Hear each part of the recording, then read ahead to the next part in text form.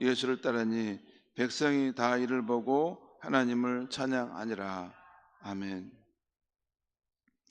오늘 아침 말씀 제목은 그 말씀이 감추어졌으므로 라는 제목입니다. 오늘 말씀 보면 34절에 그 말씀이 감추었으므로 그들이 그 이르신 바를 알지 못하더라 하는 말이 나오죠. 그 말씀이 감추어졌으므로. 오늘 아침 말씀에는 예수님의 마지막 순환 예고를 말씀하는 장면이 나오고, 또 여리고성에 가까이 갔을 때 한 맹인을 만나 치유하신 이야기가 나옵니다. 오늘 아침은 예수님의 마지막 순환 예고와 관련해서 어떻게 하면 성경 말씀을 잘 깨닫고 유익함을 얻을 수 있을까를 말씀드리려고 합니다. 오늘 말씀 31절에서 34절을 함께 한번 읽어보겠습니다. 제가 31절, 여러분 32절, 우리 한 절씩 34절까지 읽겠습니다.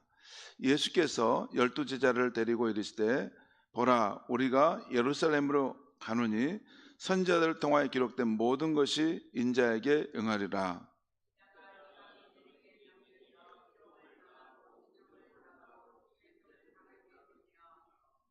그들은 채찍질하고 그를 죽일 것이나 그는 3일 만에 살아나리라 하시되,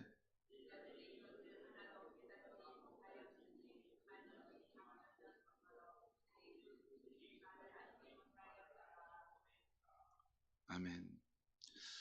이 내용은 예루살렘으로 올라가시는 예수님께서 제자들에게 자신이 구약 선지자들의 예언대로 고난을 받고 죽을 것이지만 3일 만에 다시 살아나리라 말씀하시는 내용입니다.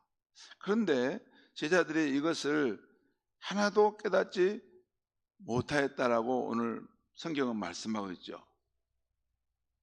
제자들이 이것을 하나도 깨닫지 못하였다. 사실 이 예수님의 이 예루살렘에 올라가셔서 고난받는다는 이야기는, 여기 인자가 능욕을 당하고 침뱉음을 당하고 채찍질을 당하고 죽을 것이다, 이 말씀은 이사야 53장에 나온 그런 이사야 선지자의 말씀 속에 담겨 있는데 지금 잘 모른다는 것이고, 또 그분이 3일 만에 다시 살아나리라 하는 말씀은 요나서에 보면 요나가 물고기 뱃속에 들어가죠. 그러니까 바닷속에 요나를 던지게 되자 그 물고기가 그걸 탁 이게 먹지 않습니까? 그런데 3일 동안 있다가 다시 토해내서 살아나는 상황이 나오잖아요.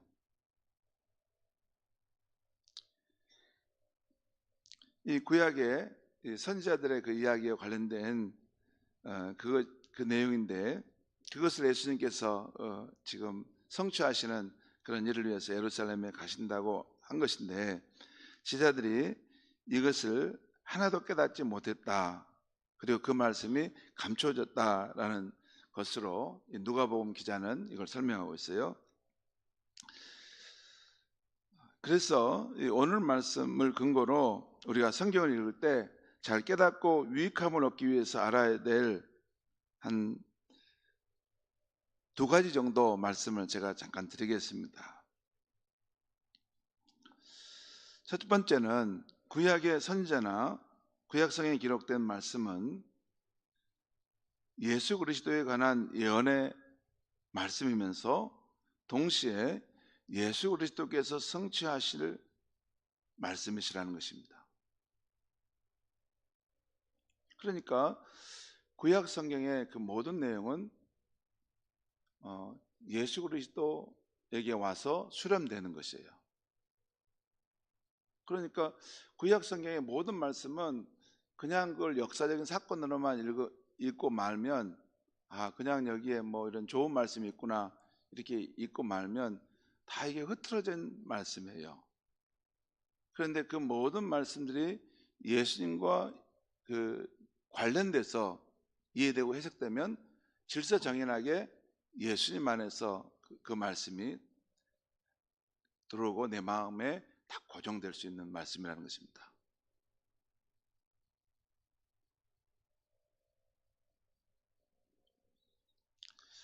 여러분, 성경을 읽을 때 우리가 꼭 유념해야 할 것은 구약 성경의 모든 말씀과 이야기는 궁극적으로 예수 그리스도께 와서 성취되는 것으로 이해되어야 바른 이해라는 것입니다.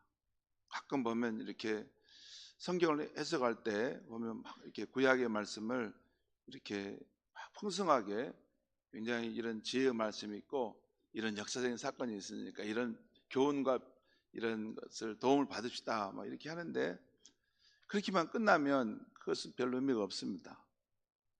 하나님께서 우리에게 주시고자 하신 것은 이 세상 나라가 아니라 하나님 나라와 영원한 생명을 위한 것이 궁극적인 목적인데, 그것은 예수 그리스도 안에서만이 그것이 이루어질 수 있는 것입니다.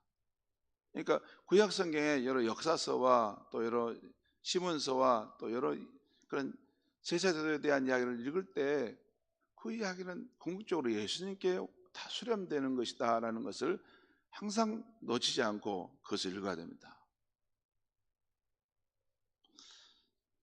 그것이 바른 성경의 이해를 하는 방식입니다. 창세기 아브라함을 경우는 이 아브라함을 부르셔서 만민을 구원하시겠다, 예수 그리스도가 만민을 구원하시겠다는 그 이야기를 거기서 출발하고 있는 것입니다. 그리고 의인 요셉의 경우는 의인 요셉을 통해 공경에 처한 세상 사람들을 구원하시겠다. 그건 예수님이 하실 일을 지금 요셉을 통해서 잠깐 보여주는 것입니다.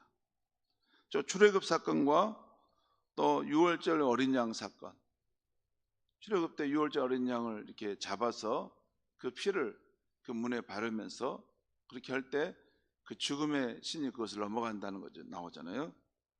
그리고 시내산 언약, 시내산 언약은 궁극적으로 골고다 언덕에서 예수님의 십자가의 그 속죄의 죽음을 통해서 하나님 우리 인류를 구원하시겠다는 새 언약에 대한 그러한 그림자입니다. 이거 시내산 언약, 시내산 언약 그거 읽으면서 구약의 그 사건에 대해서 막 이게 너무 그것에 또 심취하는 것은, 그것보다는 궁극적으로 이것이 불완전한 언약인데 예수 그리스도 안에서 새 언약을 예수님이 세우기 위한 하나의 그림자구나, 이런 생각을 할 때 그 의미를 알 수 있는 것입니다. 또한 제사제도와 속죄 양의 제도도 예수님께 왔을 때 그 예수님의 속죄의 죽음을 통해서 완전한 성취를 이루기 위한 그림자인데 이것이 예수님께 수렴되는구나, 이렇게 또 생각할 수 있어야 되고, 또 다윗 왕의 그 통치, 또 이스라엘 왕들의 통치를 볼 때 통치 기술을 잘하니까, 정치나 이런 것들을 잘하니까 이게 이 나라가 평안했구나, 그런 것을 말하려고 하는 게 아닙니다. 사실 인간 왕은 그 어떤 왕도, 다윗조차도 이게 뭔가 불완전하고 허물이 있는 것입니다. 그런데 그래도 다윗은 그렇게 하나님의 뜻을 따라서 잘 이루려고 했던 것이고, 궁극적으로는 하나님이 세우신 진정한 왕 예수 그리스도께서 오셔서 통치하는 나라가 이루어질 때 우리 인류에게 소망이 있다는 것입니다. 그것이 하나님이 주시고자 하시는 진정한 왕이 바로 예수 그리스도라는 것입니다. 이것을 성경을 읽을 때 그런 관점으로 읽어야 한다는 것입니다. 잘못하면 구약 성경을 열심히 읽은데, 열심히 읽고 있는데 진짜 주인공은 빠뜨리고 성경을 읽을 수가 있어요. 그렇죠? 열심히 성경을 읽었어요. 여러분 꼭 기억하셔야 되는 것은 하나님의 창세 전에 예수 그리스도 안에서 모든 만물을 통합하시고 궁극적으로 하나님 나라를 이루기 위해서 하나님은 이 세상을 펼치신 것입니다. 그것이 구약의 사건을 통해서 신약에 예수님이 오시고 또 예수님을 통해서 그 제자리에 세워져서 궁극적으로 하나님 나라가 이 땅에 세워진다는 거예요. 이 큰 관점을 가지고 구약 성경을 늘 볼 수 있어야 한다는 것이죠. 요한복음 5장 39절에서도 예수님 이런 말씀하시죠. 너희가 성경에서 영생을 얻는 줄 생각하고 성경을 연구하거니와 이 성경이 사실 내게 대하여 증언하는 것이다. 예수님이 한갓 작은 인간이고 나사렛의 한 목자에 불과했다면 이 말씀은 참나만 말이죠. 그런데 예수님은 한갓 사람의 모습을 입고 나사렛 그 지방의 가난한 목수로서 지금 잘하신 분이지만 놀라운 사실은 그분 안에 만유의 주가 되신 하나님이 들어와 계신 분인 것입니다. 예수님이 지금 그걸 말씀한 거예요. 너희는 나를 이렇게 단순한 사람처럼만 생각할지 모르는데 아니다. 나는 태초부터 있었던 분으로서 사람의 몸을 입고 온 하나님이다. 그것을 예수님이 말씀하시는 의미와 같습니다. 그래서 내가 이 성경은 연구하는데 사실 이 성경은 내게 대해서 하나님의 아들 내게 대해서 증언하는 것이다. 그러나 너희가 영생을 얻기 위하여 진짜 내게 오기를 원하지 않는구나. 다시 말씀드립니다. 성경을 읽을 때 구약 성경 그런 구약의 선지자의 그런 여러 가지 이야기들을 다 들을 때 이 모든 내용은 하나님의 아들이신 예수님께 와서 수렴되는 것, 그런 관점에서 성경을 읽을 때 성경을 잘 이해한 것입니다.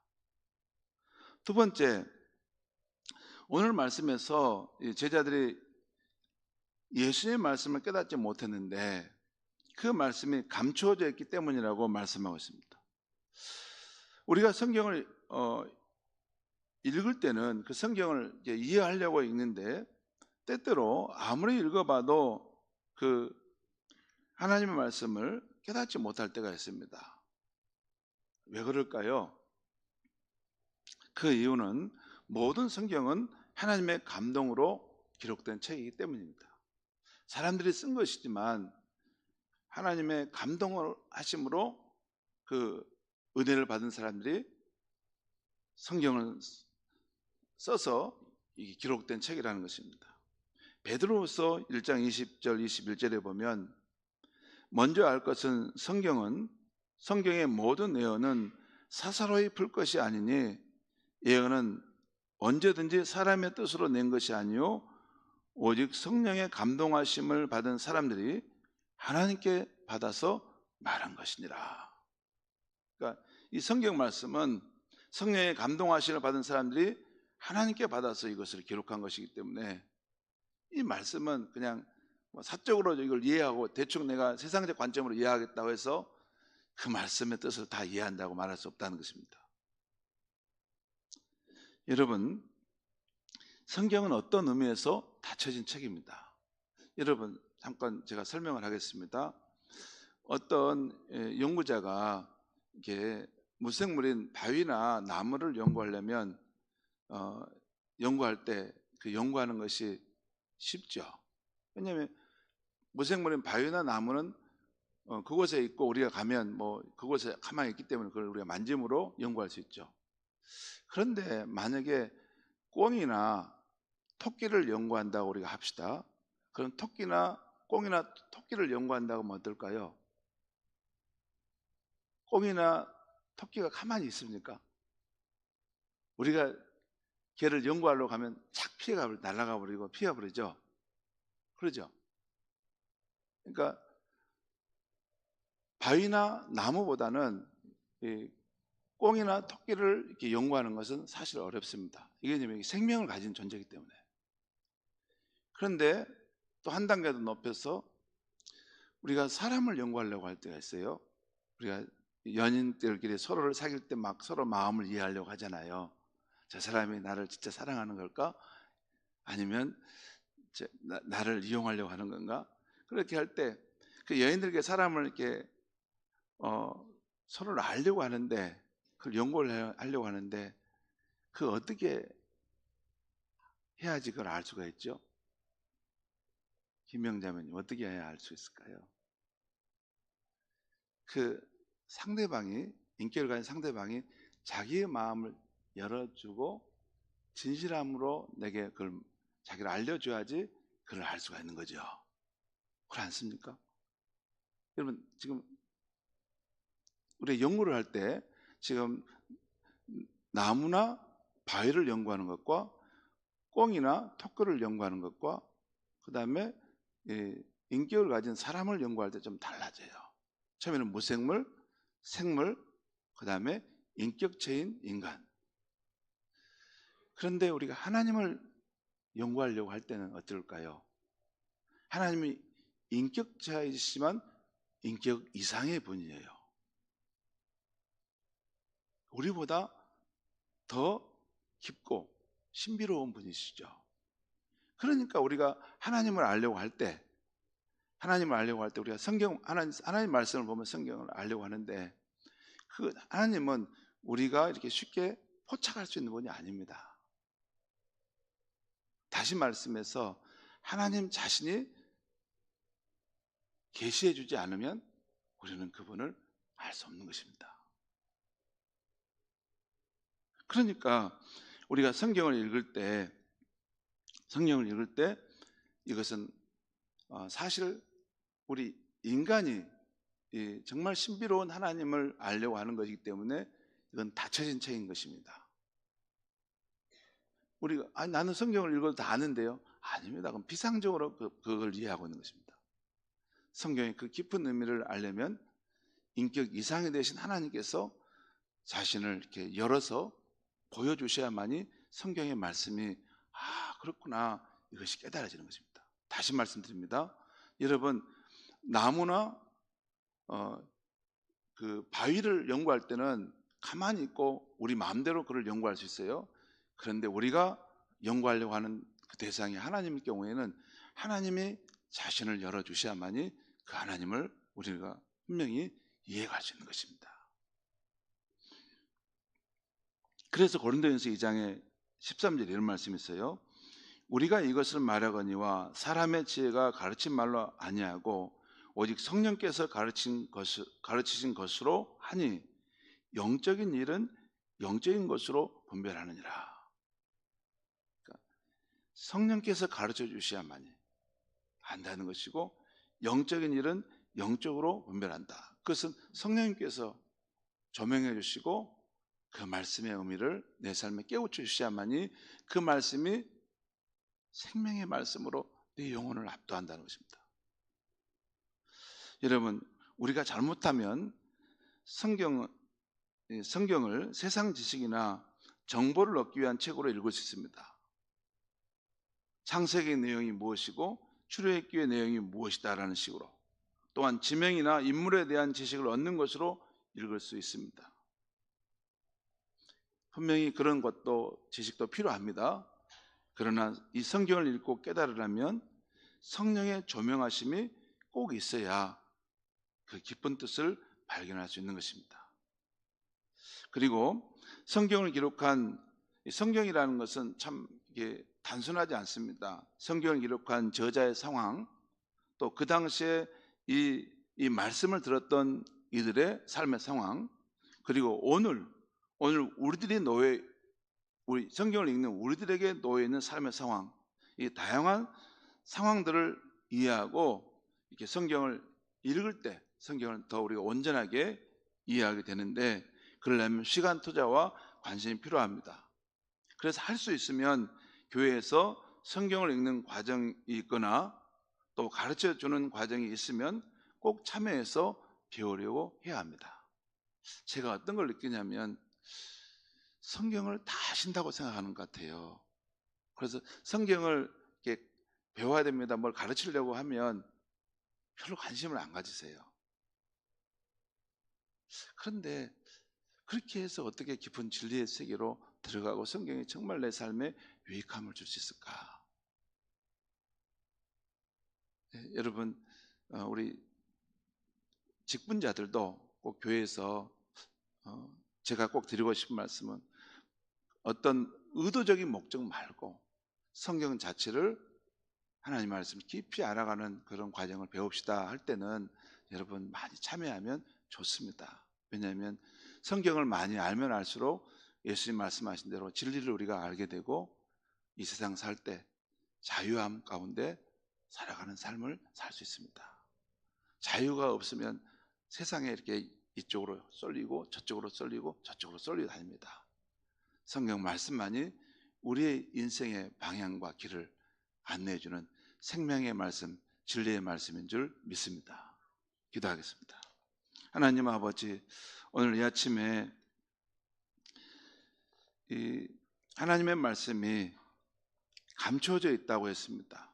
이 감춰져 있는 하나님의 말씀을 어떻게 하면 우리가 잘 이해하고 또 우리 삶에 정말 유익함을 얻을 수 있을까 하는 말씀을 부족한 정에 전했습니다. 하나님, 이 성경의 모든 말씀은 하나님의 아들 예수 그리스도 안으로 다 수렴되는 것이고 예수 그리스도 안에서 하나님이 천하를 통일하시며 우리 인생들에게 하나님 나라와 영원한 생명을 주기 위한 것이라는 이 초점을 놓치지 않게 하여 주시옵소서.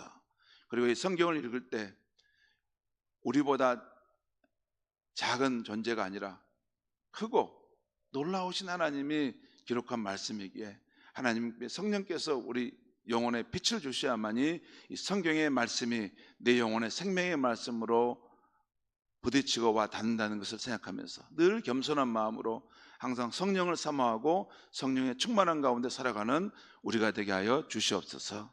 예수님의 이름으로 기도합니다. 아멘.